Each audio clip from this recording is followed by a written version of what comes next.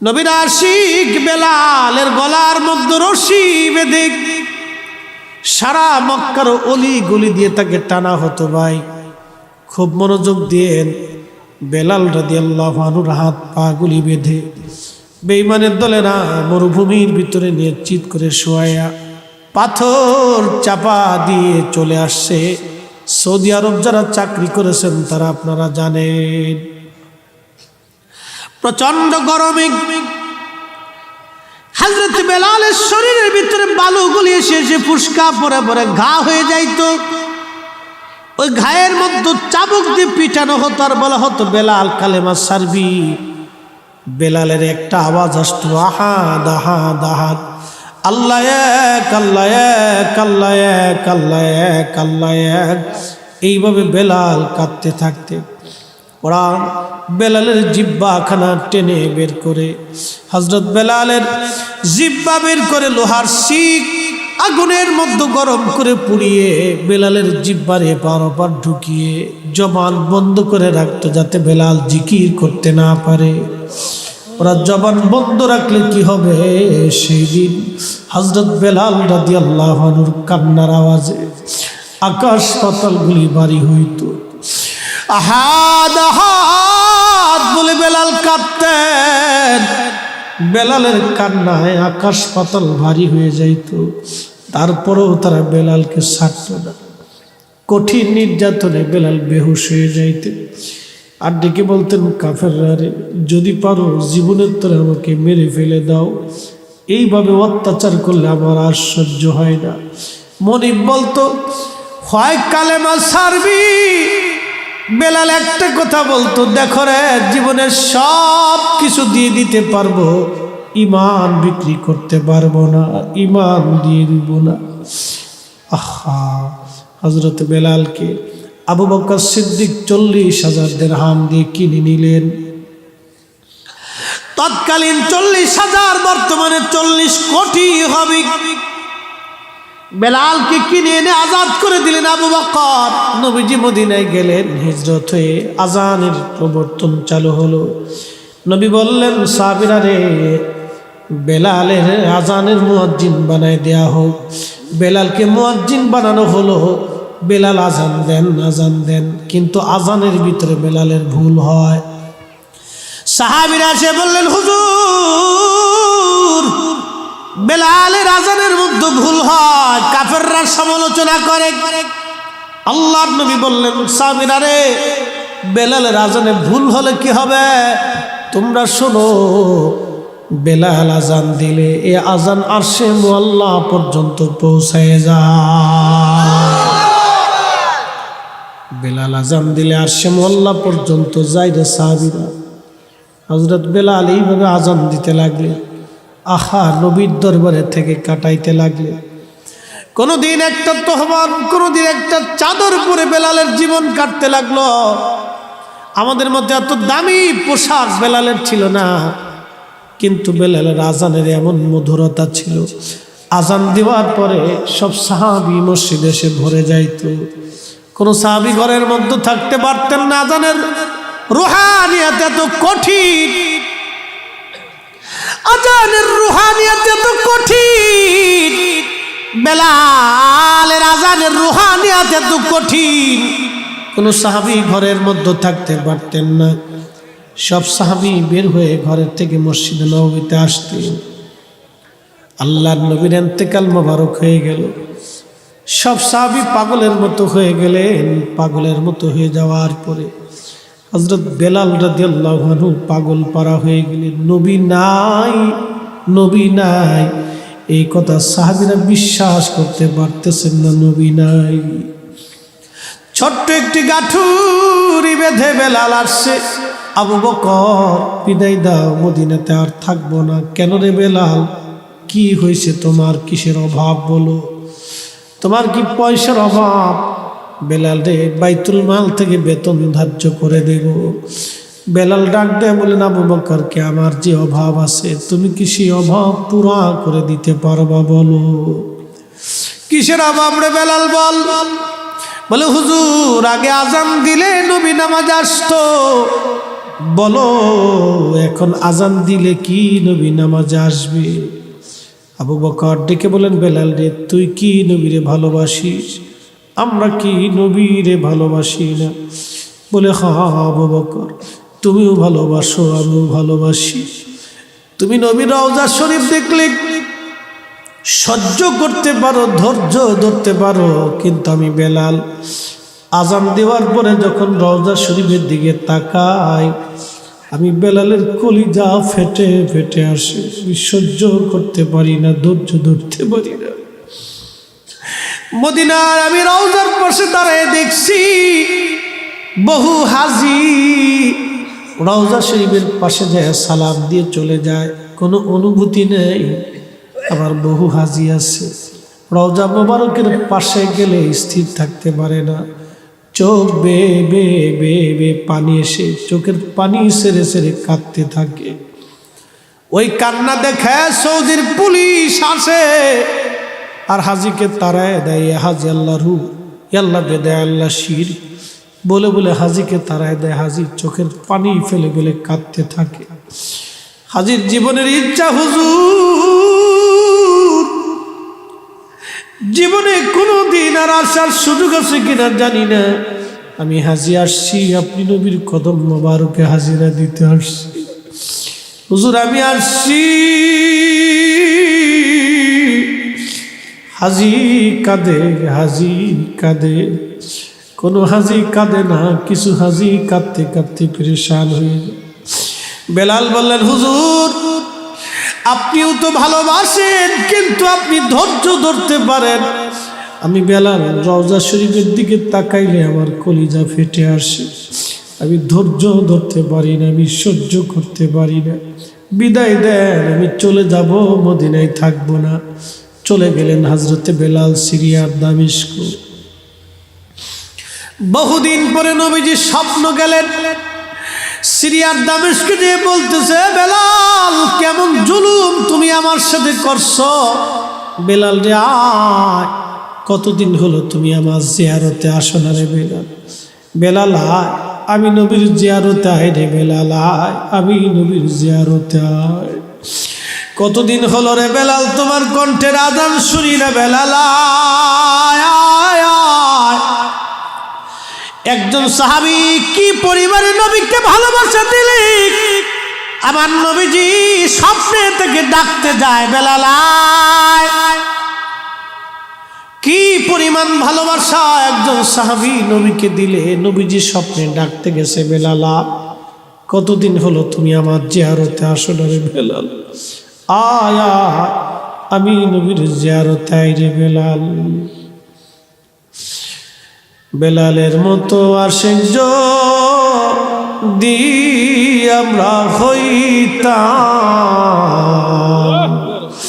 এ দুনিয়ায় নবীর দেখা পাইতাম, এ দুনিয়ায় নবীর দেখা পাইতাম।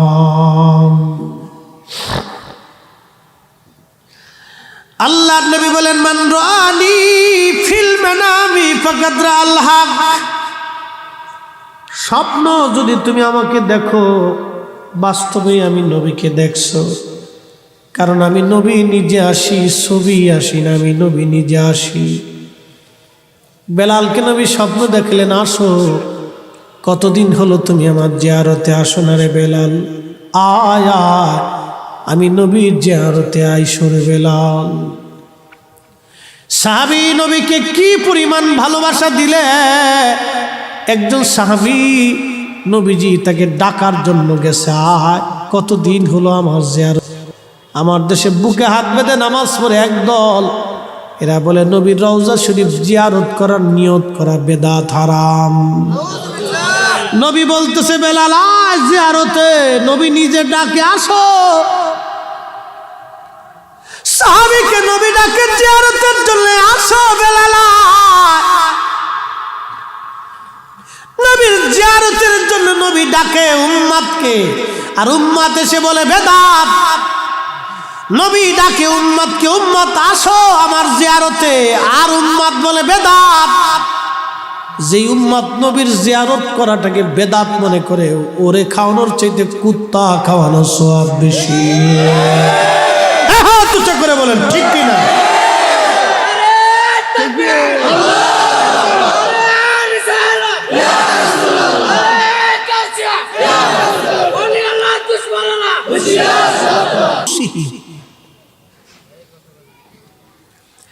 হাবিব আপনি বলেন আমার বান্দারা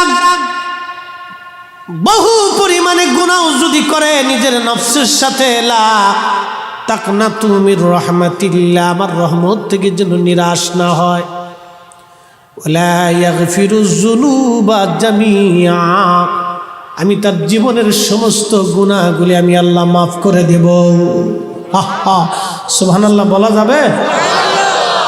এই মিলাদুন নবীর তাবারকের দলিল নিয়ে যান, আমি দলিল আপনাকে দিব, বিবেকের দলিল, সবচেয়ে বড় দলিল। আমার দিকে তাকান, যদি বুঝে থাকেন কুত্তায় যদি বিবেকে প্রস্রাব না করে তাহলে বুঝবেন, আর যদি কুকুরে বিবেকের মধ্যে প্রস্রাব করে তাহলে বুঝবেন না। কথা ক্লিয়ার, কাঠ ছাট আমি বুঝিয়েছি জিনে। এক পতিতা নারী যদি কুকুরকে পানি পান করানোর জন্য রব্বে করিম তার জীবনের গুনাহ মাফ করতে পারে, আরে সৃষ্টির ফাউন্ডেশন যে নবীর কারণে নাজাত হবে, মুক্তি হবে, ক্ষমা হবে, বেহেশত পাবো, আমল অল্প হবে, জান্নাতে সবার আগে চলে যাব, সেই নবী দুনিয়াতে আসার কারণে কোনো বান্দা যদি খুশি হয়ে আল্লাহ শুকর আদায়ের নিমিত্তে মোহাম্মত নিয়ে কোনো বান্দার জন্য তাবারক রান্না করে কোনো মানুষের মুখে খাবার পৌঁছায় দেয়, বাপ কুত্তাকে পানি খাওয়াইলে যদি জান্নাত নসিব হয় তো আল্লাহর বান্দাকে খাবার খাওয়াইলে কেন আল্লাহ মাফ করবে না বলেন তো আমাকে? আগেই বলছি, যদি কুত্তায় বিবেকে প্রস্রাব না করে তাহলে বুঝবেন, আর যদি বলেন না কুত্তায় বিবেকে মুইতে দিছে তাহলে আর বুঝবেন না। এই কথা বলেন না কেন? আমাকে বলুন, প্রতিটা নারী যদি কুকুরকে পানি পান করানোর জন্য তার জীবনের সমস্ত গুনাহ মাফ হতে পারে, আমি আল্লাহর বান্দার জন্য ভালো খাদ্য খানা রেডি করে তার জন্য খাবার পৌঁছে দিয়ে তাকে মেহমানদারি, তার সম্মান করার জন্য কেন আল্লাহ আমাকে মাফ করবে? আমি কি করে আপনাকে বুঝাবো বলেন তো? আমার দেশের ছেলেরা ফুটবল খেলায় গরু জবাই দেয়। এই আর্জেন্টিনার ভক্তরা, বহু আর্জেন্টিনার ভক্তরা গরু জবাই দিচ্ছে, ছাগল জবাই দিচ্ছে, মুরগি ফিরাই সিরে রাইন দিয়ে খাইছে। সেই দিন খবরে দেখলাম এক বেড়া ওই সেই ৮৬ সাল থেকে নিয়ত করছে যে আর্জেন্টিনা বিশ্বকাপ না পেলে হতে বলে বিয়েই করতো না। কত বড় বদ কপাল, সেটা বুড়ে হয়ে গেছে। তারপরে তো জিতছে তো, কিন্তু বুড়ে তো হয়ে গেছে। বুড়া কালোর বিয়ে করলেই কি আর না করলে কি কথা করলে কেন? দেশে কত বড় বিয়াক্কেল আসে চিন্তা করে। গাধার ঘরের গাধা কারে কয়? আন্তর্জাতিক খ্যাতি সম্পূর্ণ গাধা।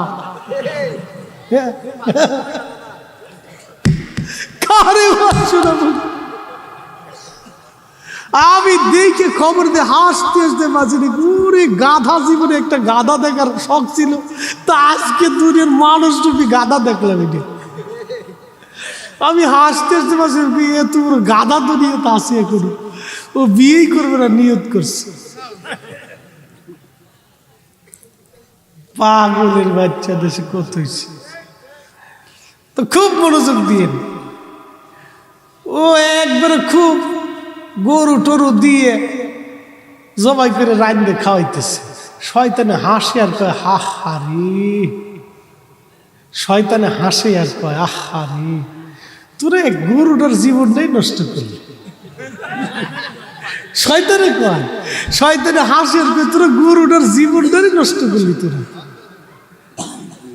আচ্ছা আপনারা বলেন, নিজের একটা সমর্থক দল, আপনি খেলা দেখেন নিষেধ নেই, খেলেন এটাও নিষেধ নেই, খেলার শরীর চর্চা এটা আমি নিষেধ করবো না। নিজেও বহুত, আমি ক্রিকেট জীবনে বহুত খেলছি। হ্যাঁ আমি ক্রিকেটের এটা কি কয় ঘোড়ার ডিম ভুলে গেছে, আগের সে খেলাধুলার মুখে তো মনে নাই। না আর আমি যেমন বোলিংয়ে পারতাম তো ব্যাটিংও পারতাম, অলরাউন্ডার ছিলাম। ঘোড়ার ডিম ভুলে গেছি, অলরাউন্ডার। তো বোলিংয়ে ফাস্ট বোলার ছিলাম। বল যখন করছি বুঝেনি তো, আমার শরীরগত দিকে তো বুঝতেছে। বল যখন করছি অনেকে বল চোখেও দেখছেন, এরকম ফাস্ট বোলার ছিলাম। তো ক্রিকেট খেলা খুব ফাস্ট ছিলাম, ফুটবল খেলা আমি পারতাম না তেমন, এইটার প্রতি লেভেন ডিশ ছিলাম আর কি। তো যাই হোক, খেলাধুলার শরীর চর্চা করেন, খেলেন, দেখেন, নিষেধ নেই, কিন্তু আবেগপ্রবণ হওয়াটা তো খুব খারাপ জিনিস। আসক্তিটা তো খারাপ। দল জিতলে পেপসি খাবেন, আর না জিতলে পরে গমের ট্যাবলেট খেয়ে শীতে হয়ে থাকবেন। হ্যাঁ, ঠকসে আর গমের ট্যাবলেট খেয়ে শীতে মাথায় পানি ফুনি ডাইলে একবার অস্থি।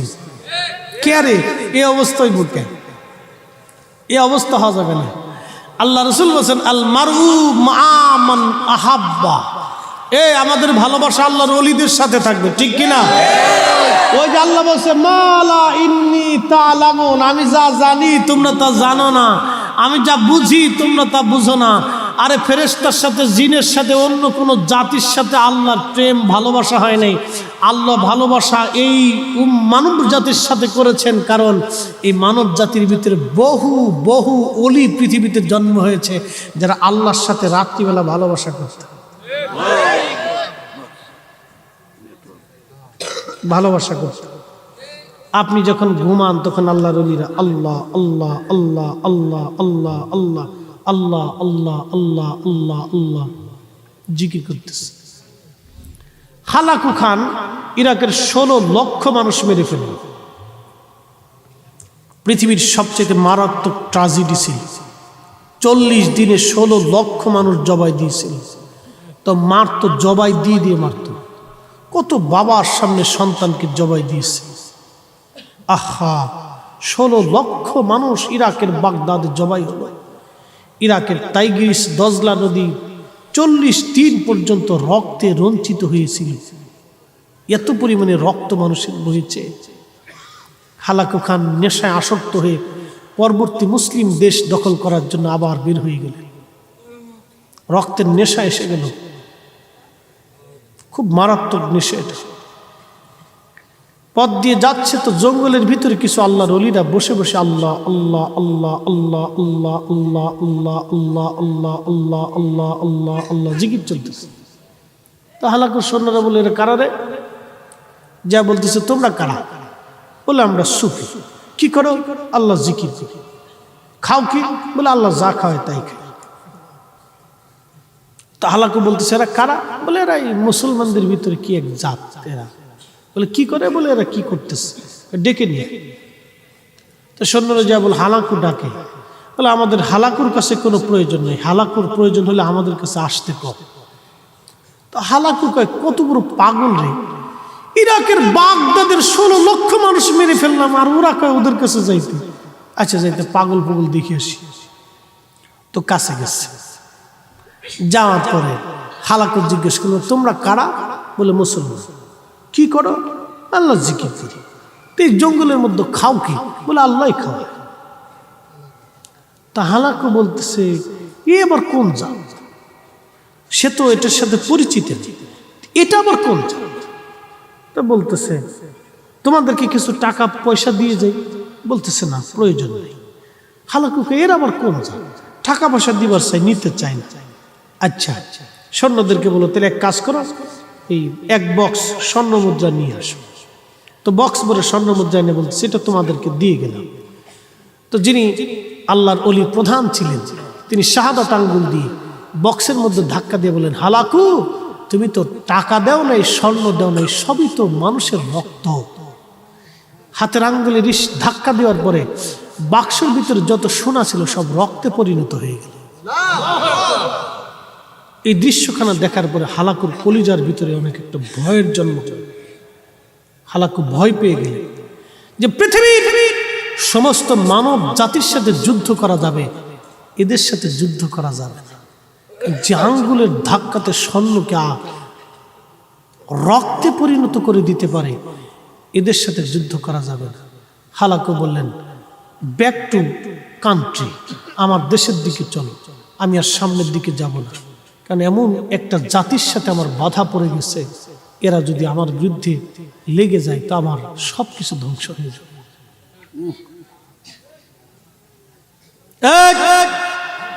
এই জন্য আল্লাহ বলেন, মান আদালি ওয়ালিয়ান ফাকাদ আযানতু বিল হারব, আমার ওলির সাথে দুশমনি হবে আমি আল্লাহ যুদ্ধ ঘোষণা করব।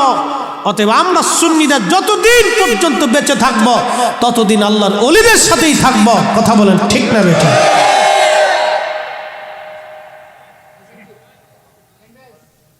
মোহতারাম উপস্থিতি, হুমায়ুন ভাই মাহফিল দিয়েছেন। হুমায়ুন ভাইয়ের মতো বহু হুমায়ুন বাংলাদেশে আছে। হুমায়ুনের চাইতে বহু টাকাওয়ালা বাংলাদেশে আছে। কোটি কোটি কোটি কোটি টাকার মালিক, টাকা কোথায় রাখবে খুঁজে পায় না। কিন্তু আমার দেশের বহু মা টাকার অভাবে ওষুধ কিনতে পারে না। আহা, কি করে বলবো আপনাকে। আমার বসুন্ধরার সামনে দিয়ে প্রত্যেক শুক্রবার বিকেল বেলা এই কোনাতে একটা মেলা আছে, বিনোদন পার্ক।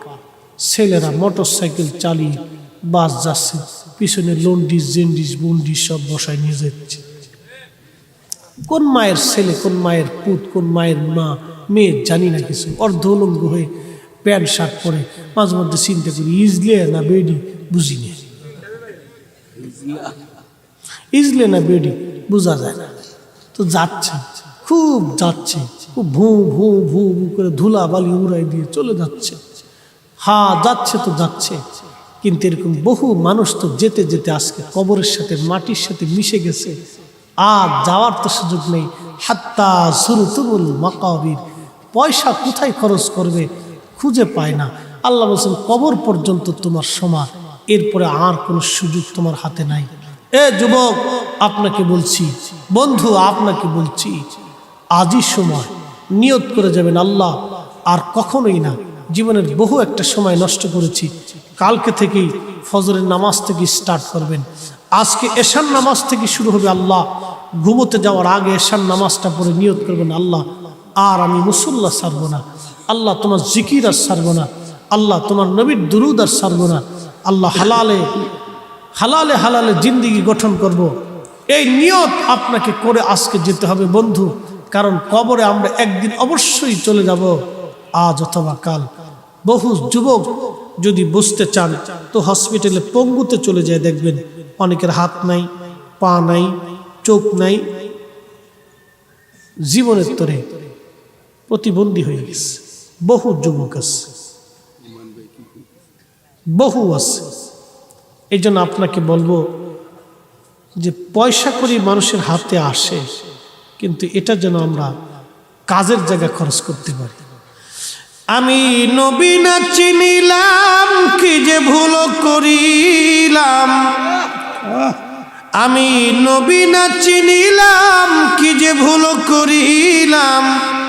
ভস্মে ঢালিলাম ঘি, মানুষ হইয়া ভবেতে আসিয়া।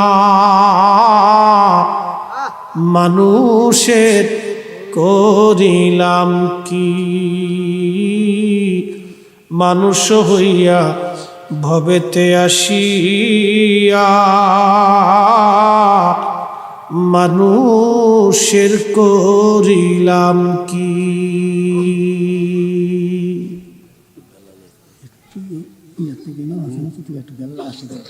আরে খোদা, যে ওয়াজের কথা কইছি না 3 রাত লাগবে না দেখতেছি। একবারে কারবালা থেকে হাসান হোসেন বেলাল রাদিয়াল্লাহু হয়ে আসতে গেছে, তারপরে 3 রাত্রে সফর করে একবারে শেষ করে গেতেছি। আজকে তামার ঠান্ডা হয়ে যাবে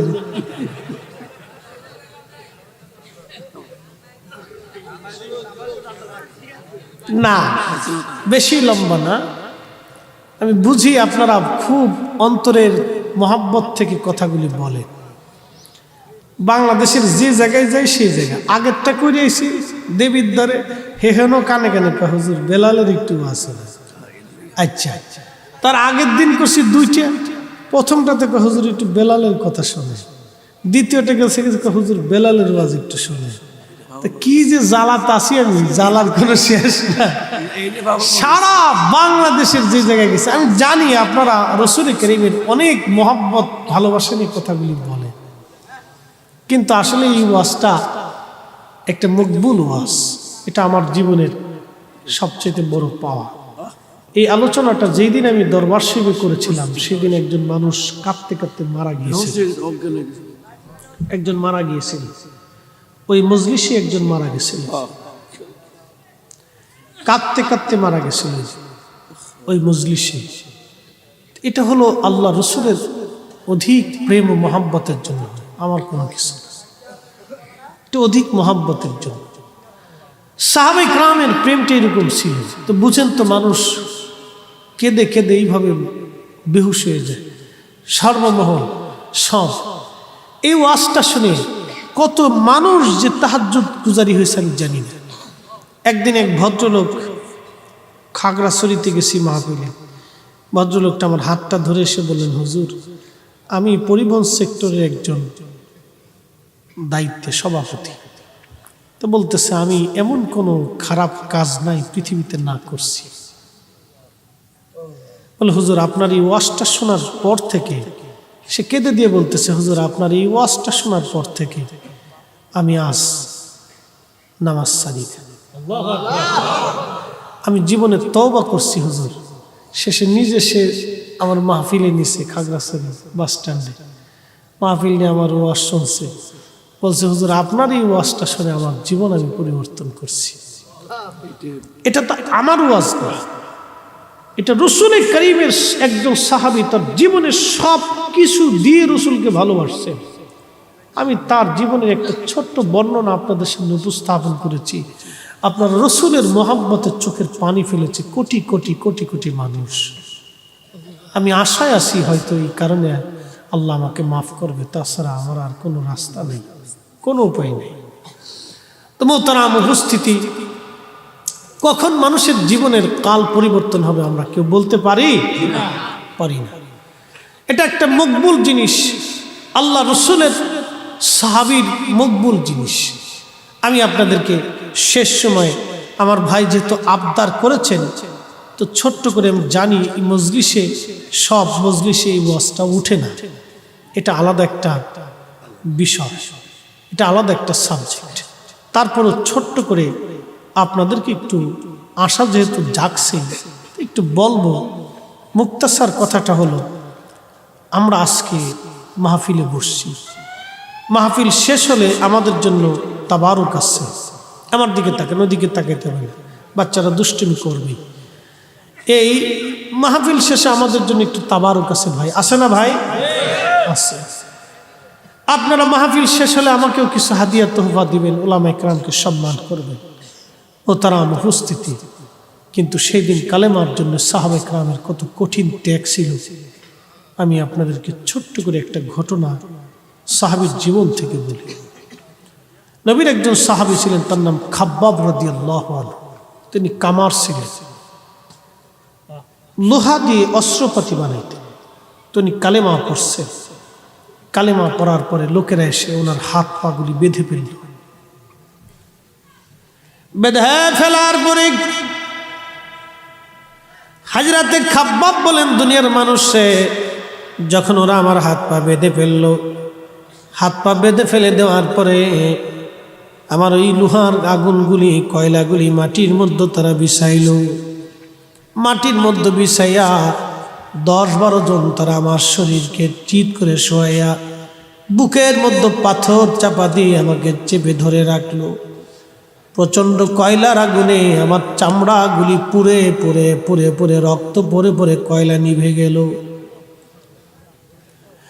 এরপরে ওরা আমাকে উঠাইয়া ওই কয়লাগুলি পানি আবার আগুনের মধ্য দিয়া আগুনের মতো করে ওই কয়লাগুলি মাটির মধ্যে ফেলাইয়া আবার আমাকে শোয়াইল।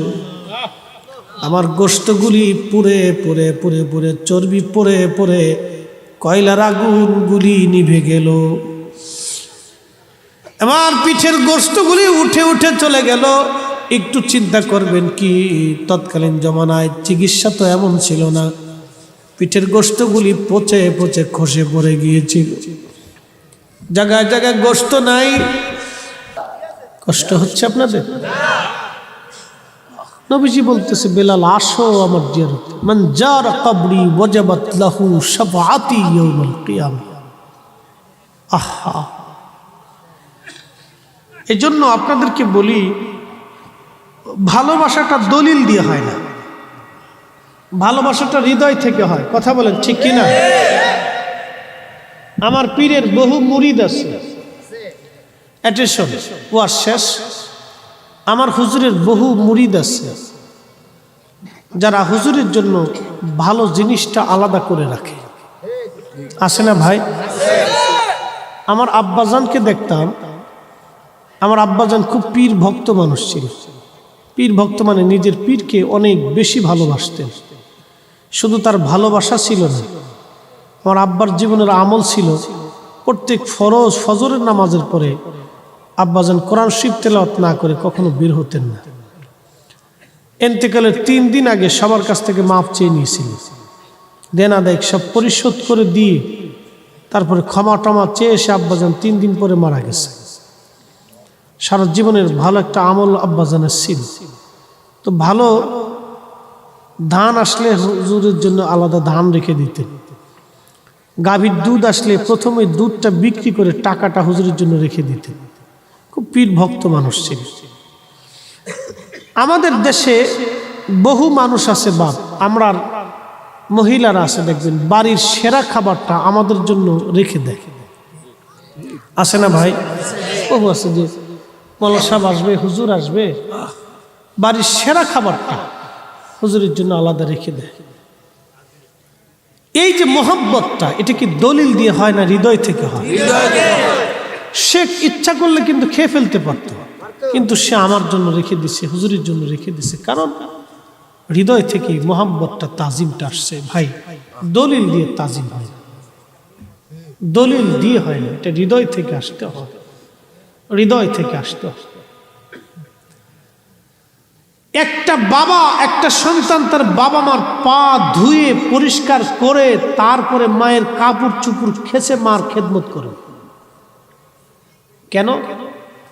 মাটা তার ছোট্ট গেলে তার পায়খানা পরিষ্কার করেছে, পেশাব পরিষ্কার করেছে, তার কাপড় ধুয়ে দিয়েছে, ওর মাথার থেকে পা পর্যন্ত মা ধুয়ে ধুয়ে পরিষ্কার করে গোসল করিয়ে শরীরে তেল মালিশ করে মা কাপড় পেঁচিয়ে সন্তানকে বুকের ভিতরে নিয়ে ঘুমিয়ে পড়েছে। এই মাকে খেদমত করার জন্য কোনো দলিল লাগে না, বিনা দলিলই করতে হবে। কথা বলে ঠিক কিনা? এটার জন্য দলিল লাগে না, এটার জন্য বিবেক লাগে। কি লাগে? বিবেক লাগে। এটার জন্য বিবেক লাগে। আল্লাহর ওলিরা আল্লাহর বন্ধু, তো আল্লাহর বন্ধুকে আপনি ভালোবাসবেন, সেজন্য আবার দলিল কিসের দেবেন? দলিলের তো দরকার নেই, বিনা দলিলে ভালোবাসতে হবে। ঠিক কিনা? বিনা দলিলে। একটা ঘটনা শেষ করে দিচ্ছি। আমার হুজুর কেবলাজানের পীর ছিলেন শাহ সুফি খাজা এনায়েতপুরী রহমাতুল্লাহ আলাইহি। তো এনায়েতপুর দরবারে ওরস শরীফ শুরু হয়েছে। তো একজন আশিক জাকের তিনি বাড়ি থেকে রওনা দিছে, তখন তার গাড়ি ঘোড়া ছিল না, ব্রিটিশ আমলের কথা, পায়ে হেঁটেই আসতে হতো। তো ভদ্রলোক পায়ে হেঁটে রওনা দিবে, একটা ব্যাগ বা গাট্টি বক্সা বেঁধে কিছু কাপড় চোপড়, শীতের কাপড় টাপড় নিয়ে রওনা দিবে। তা তার ছোট্ট মেয়েটা এই ভাতিয়া শাক আছে না ভাই, বাইতে শাক, এটা গম খেতে বেশি হয় নাকি? হ্যাঁ, বত্তা শাক, বত্তা শাক, আমরা দেশে বাইতে শাক, ওই বাইতে বত্তা একই। এটা আপনারা একটু সোজা করে ধরছেন, আমরা একটু কাইট করে ধরছি এই আর কি। হ্যাঁ, ডিম আর আন্ডা, এই ঘোড়া ডিমে একই, লাউ আর কদু। আচ্ছা, যাই হোক, এই ভাইতে শাক ক্ষেত থেকে উঠাই না বাপের সামনে দিয়ে বলতেছে, বাবা তুমি তো হুজুরের কাছে যাবা, তো আমার এই শাক হুজুরকে দিও। বাপে কয়, মা রে, এই ভাইতে শাক সে কত দূর হাঁটতে হাঁটতে যাবো, হুজুরকে আর এই ভাইতে শাক খায়, হুজুরের জন্য দরবারে কত খাবার আছে, হুজুর খাবে। তো বাবা তো গুরুত্ব দেয়নি, না ঠিক দাও। তো মেয়ে তো ছোট্ট বাচ্চা মহব্বত করে হুজুরের জন্য দিবে, তো দেওয়ার ভিতরে ওই ব্যাগের ভিতরে পকেটের ভিতরে কোনায় এক কোনায় ঢুকাই দিছে। বাবা দেখে নেই, তো ব্যাগটা কান্দে করে দরবারে আসছে। তো তখন তো টাকা পয়সা খুব কম ছিল, তো 1 টাকা 4.5 পয়সা, 10 পয়সা, 1 পয়সা, 10 পয়সা দিয়ে 10টা বিস্কিট কিনে খেয়েছি। সে কথা তো এখন মনে আছে। ওরা কি বুঝবে ছেলেপেলেরা, ওরা তো বাপের পকেট থেকে এখন টান দিলেই 50-100 টাকা পায়, আর আমরা 10 পয়সা নিতে আমাদের ঘাম ঝরে গেছে। হ্যাঁ, কি কথা কন না কেন? 1 পয়সা নিচে আমাদের ঘাম ঝরে গেছে। ওরা টান দিলে তো এখন আমাদের বাচ্চারা টান দিলে তো আমাদের পকেট থেকে শত শত টাকা পায়, আর আমরা 10 পয়সা নিতে আমাদের ঘাম ঝরে গেছে। তো খুব মনোযোগ দিন। তো এই 1 পয়সা 2 পয়সা করে সে জমায় কয়েক পয়সা নিয়ে আসছে হুজুরকে নজরানা দেওয়ার জন্য। তো পয়সা এনে হুজুরের সামনে দিয়ে খাজা এনায়েতুল্লাহ রাহমাতুল্লাহর সামনে দিয়ে বলতেছে, হুজুর আমি আপনার জন্য কিছু নজরানা আনছি। তো আল্লাহর ওলি ডাক দিয়ে বলেন, বাবা তোমার এই নজরানা আমার প্রয়োজন নেই। তো মুরিদ তো কেঁদে ফেলে দিছে, হুজুর আমি কষ্ট করি, আমার কি ভুল হলো আপনি? তখন হুজুর বললেন, বাবা আমার ভাতিয়া শাক কোথায়?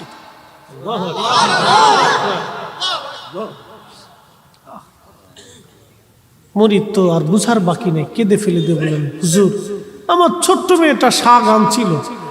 হুজুর আমি তো তেমন কিছু মনে করি নেই, আমি তো ভাবছি আপনি শাক খাবেন না, আমি ধমক দিয়ে রেখে চলে আসছি। হুজুর বললেন, বাবা তোমার নজরান আর টাকার প্রয়োজন নেই, আমার ভাতিয়া শাক আগে, আমার পাগলি আমার জন্য শাক আনছে, তুমি কেন আনো নাই? তো হুজুর বলতেছে, হুজুর আমার ভুল হয়ে গেছে। তো খাজা এনায়েতপুরী বলতেছে, বাবা তোমার ব্যাগের পকেটের ভিতরে আমার শাক লুকানো আছে, তুমি নিয়ে আসো। পাওয়ার আছে, আসতে হচ্ছে, পাওয়ার আছে। আমরা আকাবির ছেলেরা, মুরিদের ব্যাগের ভিতরে শাক লুকানো আছে। ছোট্ট মুহিব্বিন একটা বাচ্চা এশকার প্রেমে পড়ে একটু ভাতিয়া শাক দিছে। বাপ আমার পীরও পৃথিবীতে কোনো মুরিদের টাকার দিকে নজর কোনোদিন দেন নাই। আমার হুজুরের জীবনেতে কোনোদিন আমরা দেখি নাই যে হুজুর টাকার দিকে নজর দিয়েছেন।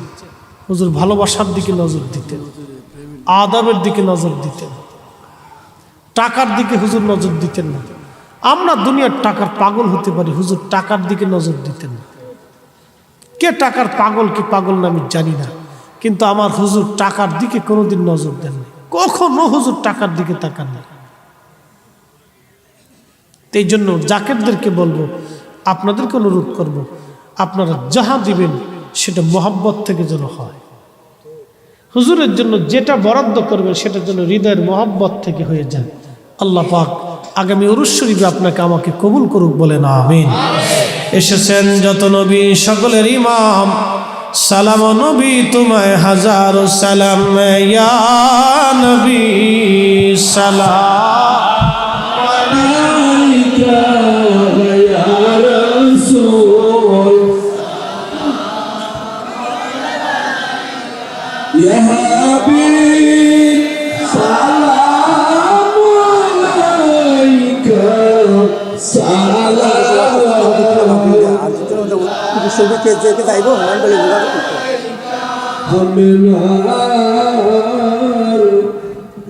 তোমার প্যাকেট করছি রাস্তার কিনারে কেমন আমার নবী রে মায়ানাই পদে